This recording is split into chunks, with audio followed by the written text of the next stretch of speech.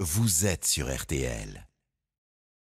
Bonjour Laurent Gérard. Bonjour Yves. Bonjour Mademoiselle Jeanne. Bonjour Monsieur Calvi.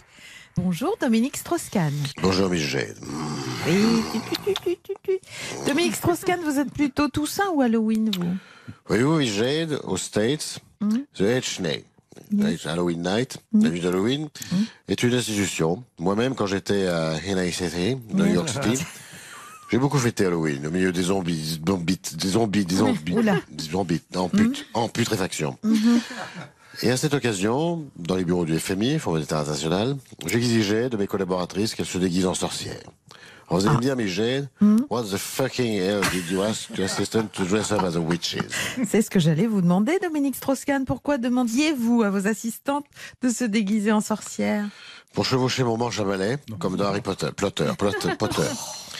Je veux aussi une assistante roumaine, Vulva, à qui je demandais de se déguiser en femme vampire. Et vous savez pourquoi?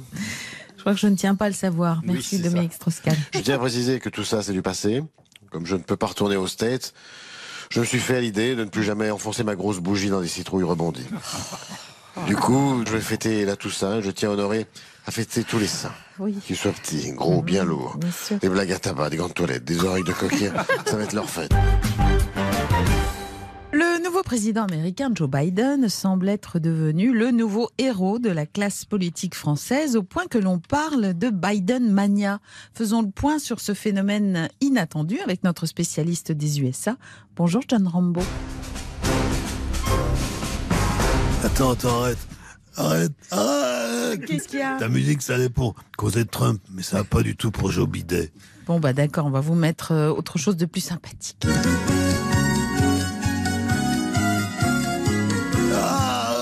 Ah non, pas de ça, arrête, j'en peux plus, c'est trop dur. Bon allez, reprenez-vous John Rambo. Qu'est-ce qui vous prend? C'est quand même très entraînant et puis vous devriez vous réjouir.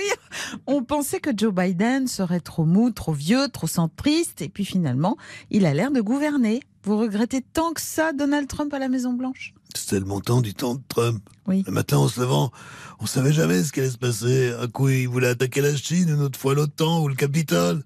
Une fois, il a même voulu envoyer un missile sur les bureaux de CNN et sur la cérémonie des Oscars à Hollywood. Ah oui. Et puis quand il perdait au golf, il engueulait Melania, le secrétaire général de l'ONU. On se marrait bien avec Donald. Mais quand même, ça doit être plus facile à gérer quand même la protection de Joe Biden. Tu peux pas comprendre. T'as jamais été en mission avec Joe Biden et sa femme prof d'anglais? Ah non. Allez-y, racontez-nous, John Rambo. Vous savez que ça vous soulage en général, et nous aussi. L'autre jour, mon pote Bobby et moi, on était affectés à la sécurité du président Biden à bord d'Air Force One. À peine assis, Joe Biden, il s'est endormi la bouche ouverte. Alors mon pote Bobby, pour déconner, il lui a piqué son dentier et il l'a remplacé par des dents de Bugs Bunny. Alors après, le président, il s'est réveillé et il a demandé à sa femme Jill, quoi de neuf, chérie? Mais la femme à Sleepy Joe, elle était furax. Elle a pris la tête à Bobby avec les droits de l'homme. Elle lui a fait écouter du John Baez. Alors, Bobby, il a craqué, il s'est mis à chialer comme un môme, tu te rends compte? Un type des forces spéciales qui avait le Vietnam. Je peux pas m'enlever ça de la tête, colonel. Oh non, John Rambo, c'est pas si grave que ça quand même. Si, c'est grave. Parce que depuis ce jour-là, Bobby, il a chopé la bidemania. Et toute la journée, il chantonne ça.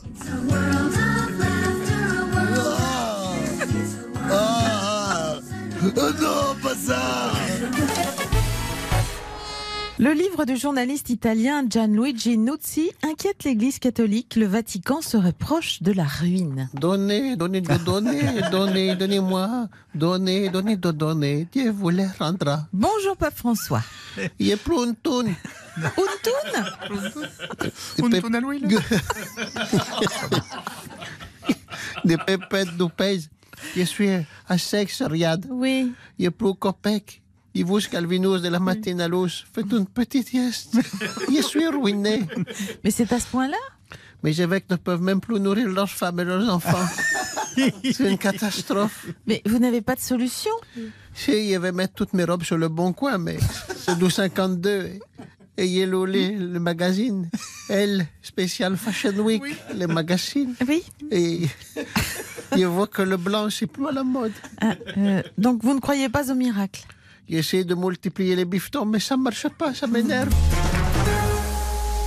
Le gouvernement libanais fait face actuellement à une forte contestation populaire. Faisons le point sur la situation dans ce magnifique pays avec notre orientaliste préféré, Enrico Macias. Bonjour Enrico. Bonjour à toi, ma petite gazelle en ponchon zébré. Tout à fait. Et 5 sur toi, mon frère Yves de la matinale. Bonjour Enrico. Qui réveille la France avec des chemises de toutes les couleurs de l'arc-en-ciel. Que c'est jamais la même le matin à la radio et le soir à la télé. C'est vrai. Tu les laves avec Émir Couleur, ma parole. Bon, revenons au Liban, Enrico. Le vaste soulèvement populaire est né suite à la décision de taxer les appels sur l'application gratuite WhatsApp. Ma parole, la boulette qu'il a faite le président Aoun avec WhatsApp. Ah oui.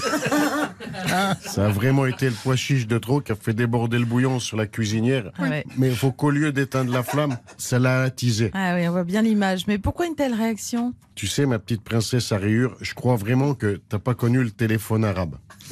Non, pas vraiment, non. Téléphone arabe, oui. Voilà, merci. Qu'on avait chez nous autres, c'était... Oui, c'est vrai, mais je vous le dis. Le téléphone arabe qu'on avait chez nous autres avant WhatsApp, ça consistait à répéter ce qu'on avait entendu dire. Et crois-moi, c'était une calamité, hein, parce que ça déformait tout. Un jour, Tata Jamila, elle a entendu dire par le téléphone arabe de la Casbah que tonton Abdel, au lieu de fumer tranquillement le narguilé en babouche sous la moustiquaire au Café des Délices, dans l'odeur des oranges amères, dans l'odeur des oranges amères. Tu connais la chanson. Oui, bien sûr. Soi-disant qu'il passait tous ses après-midi en compagnie d'une certaine Mercedes, une grosse allemande qu'on disait.